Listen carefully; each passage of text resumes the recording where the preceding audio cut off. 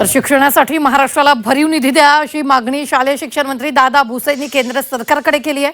शिक्षण मंत्र्यांच्या 2 दिवसीय परिषदेत शालेय शिक्षण मंत्री दादा भुसे सहभागी झाले। देशातील एकूण विद्यार्थी संख्येपैकी तब्बल 8.61% विद्यार्थी एकट्या महाराष्ट्रात शिक्षण घेत असताना केंद्राच्या समग्र शिक्षा अर्थसंकल्पाला राज्याच्या वाट्याला अवघा 3.6% निधी येतो। याकडे लक्ष वेधत त्यांनी महाराष्ट्रासाठी भरीव निधी वाढीची मागणी केली। पंतप्रधान पोषण शक्ती निर्माण योजनेतील स्वयंपाकी आणि मदतनीसांच्या मानधनातील केंद्रीय हिस्सा 600 रुपयांवरून 2000 रुपये करावा, या बाबींकडे मंत्री भुसे यांनी लक्ष वेधलंय। दादा भुसेंचं या बाबतीत मी अभिनंदन करतो की त्यांनी खरी वस्तुस्थिती लोकांसमोर मांडली।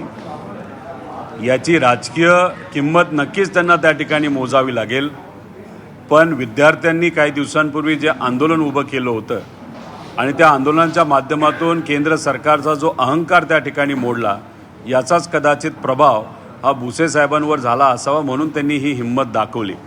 ते खरं बोललेत। केंद्र सरकारकडनं बऱ्याच स्कीममध्ये आणि खास करून शिक्षण असू द्या नाहीतर इतरही स्कीममध्ये जो निधी यायला पाहिजे तो दुर्दैवाने त्या ठिकाणी निधी दिला जात नाही।